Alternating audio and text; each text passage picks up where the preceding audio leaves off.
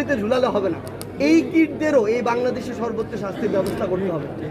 না হলে এই কিটদের যদি আবার পাখা গজায়, তাহলে আজকে থেকে 1, 2, 5 বছর পরে হোক, আমাদের যারা শহীদ পরিবার রয়েছে, আহত যোদ্ধারা রয়েছে, তাদের উপর তারা আবার ঝাঁপিয়ে পড়বে, যেভাবে যারা 5ই অগস্টের আগে ওই 18 জুলাই, 19 জুলাই, 20 জুলাই ঝাঁপিয়ে পড়েছিল। আমরা হসপিটালগুলোতে দেখেছি, ইমার্জেন্সি গেটে যেখানে আমার একজন রক্তাক্ত ভাই চিকিৎসা নিচ্ছে, ওই জায়গায় ঢুকে তারা গুলি চালিয়েছে। তো এই নরপিশাচরা দেখবেন কবরে গিয়ে গুলি চালাবে।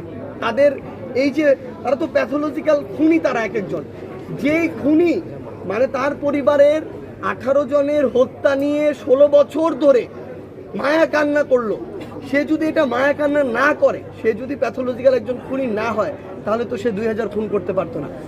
কোনো একটা জীবনের প্রতি যদি তার এই মায়া থাকে, তাহলে তো আরেকটা জীবন সে ঝরাতে পারতো না, আরেক মায়ের বুক খালি করতে পারতো না, আরেক বাবার সবচেয়ে বড় অবলম্বন শেষ করে দিতে পারতো না।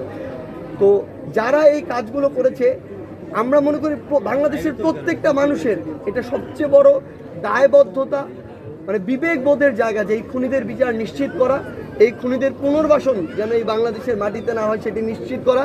এবং সেটি করার জন্য আমরা যেমন এই 5ই অগস্টের পূর্বে আমরা ঐক্যবদ্ধভাবে জীবন দেওয়ার জন্য প্রস্তুত ছিলাম, আমরা এখনও সেই খুনিদের বিচার নিশ্চিত করার জন্য এবং সকল প্রকার পুনর্বাসনের বিরুদ্ধে আমরা জীবন দেওয়ার জন্য এখনো প্রস্তুত আছি।